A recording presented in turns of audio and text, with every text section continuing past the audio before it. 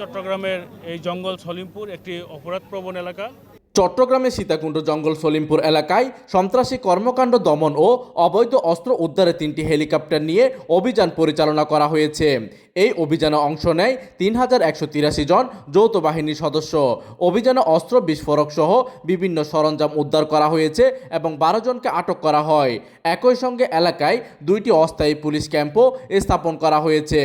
সোমবার 9 মার্চ ভোর 5:30 থেকে সীতাকুণ্ড মডেল থানাধীন জঙ্গল সলিমপুর এলাকায় এই অভিযান পরিচালনা করা হয়। এইদিকে চট্টগ্রাম জেলা পুলিশ জানায়, দীর্ঘদিন ধরে জঙ্গল সলিমপুর এলাকায় সন্ত্রাসী কর্মকাণ্ড, অবৈধ অস্ত্র মজুদ, পাহাড় কেটে প্লট বিক্রি, অপরাধীদের আশ্রয়স্থল তৈরি এবং আইন শৃঙ্খলা পরিস্থিতির অবনতির অভিযোগের প্রেক্ষিতে এই বিশেষ অভিযান পরিচালনা করা হয়। এছাড়া 7 জন নির্বাহী ম্যাজিস্ট্রেট অভিযান কার্যক্রমে দায়িত্ব পালন করে। অভিযান শুরু করেছি। এখানে বাংলাদেশ পুলিশ, বাংলাদেশ সেনাবাহিনী, বিজিবি, র্যাব সহ আমরা যৌথভাবে একটি কর্ম পরিকল্পনা তৈরি করে আমরা অভিযানটি শুরু করেছি এবং অভিযানটি চলমান রয়েছে।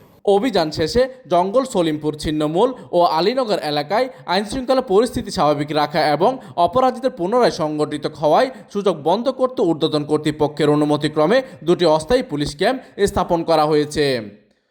প্রতিনিধির তথ্য ও পাঠানো চিত্রে ডেস্ক নিউজ, দিগন্তের বার্তা 24, চট্টগ্রাম।